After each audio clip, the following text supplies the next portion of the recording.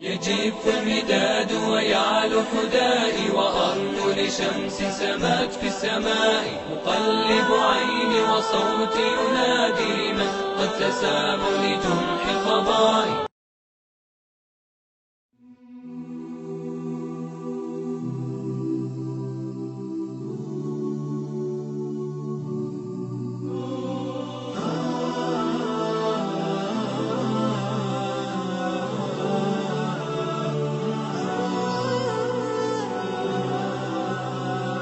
Последние 4 года своей жизни Халид ибн Валид, да будет доволен им Аллах, был понижен в должности, он не мог идти на поле боя. Это было самым большим испытанием для Халида ибн Валида после Хира, когда в течение 6 месяцев он не мог идти на поле боя, и Халид назвал этот год годом женщины.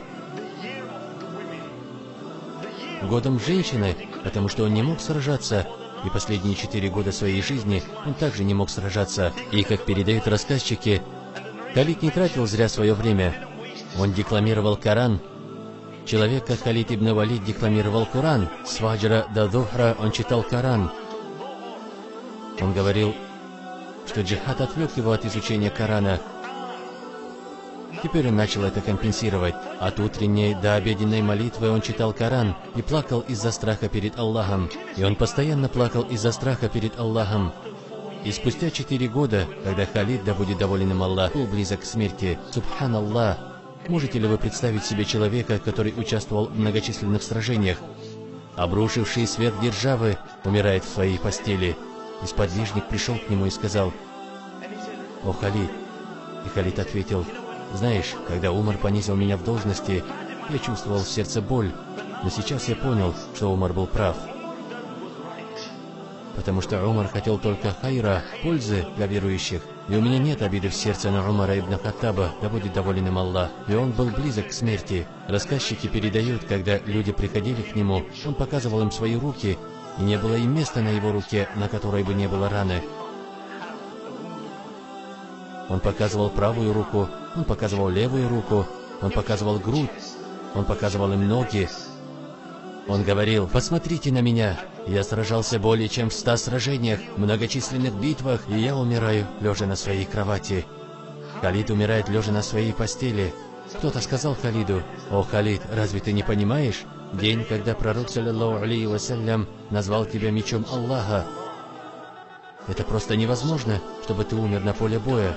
Ибо если бы ты погиб на поле боя, это означало бы, что меч Аллаха был сломан неверными, а меч Аллаха никогда не может быть сломан». И Халид, да будет доволен им Аллах, вопреки своим желаниям, умер в своей постели. Но смотрите, в битвах Мутаа Халид, да будет доволен им Аллах, сломал 9 мечей. Почему? Потому что они были мечами Халида. Что касается Халида, сам он был мечом Аллаха, и он никогда не мог быть побитым. И человек, который сломил 2 сверхдержавы своего времени, скончался в своей постели. Но дело в том, что почему бы ему не желать мученичества? Разве не сказал пророк, саллаллаху алейхи вассалям, о шахиде, что ему не делается омовение, потому что его кровь будет свидетельствовать его шахаду в день суда? Ему не меняют одежду, потому что его одежда будет свидетельствовать ему в день суда. И джаназу, по мнению многих факихов, не читают над шахидом. Почему? Потому что Аллах говорит в Коране: «Никоим образом не считайте мертвыми тех, которые были убиты на пути Аллаха. Нет, они живы и получают удел у Господа своего». Дело в том, что одежда Халида не сможет засвидетельствовать его шахаду. Его кровь не сможет засвидетельствовать его шахаду. Но клянусь Аллахом, каждый шахид из этой уммы будет свидетельствовать для Халида ибн Валида. Потому что нет шахида в этой умме, который не был бы вдохновлен Халидом ибн Валидом, да будет доволен им Аллах. Никогда не было шахида в этой умме, который не был бы вдохновлен Халидом ибн Валидом. И рассказчики отмечают, что он оставил после себя коня, и он оставил после себя меч, и он отправил их Умару ибн аль-Хаттабу. И Умар, когда увидел это, он заплакал и сказал: «Абу Бакр был судьей. Абу Бакр знал людей гораздо лучше, чем я. Он знал достоинства Халида ибн Валида, да будет доволен им Аллах. Но можете ли вы себе представить, что на лошади, которую Халид оставил, мог ездить какой-либо другой человек? Нет, потому что он никогда не будет в состоянии отдать должное. Может ли другой человек держать меч, который держал Халид?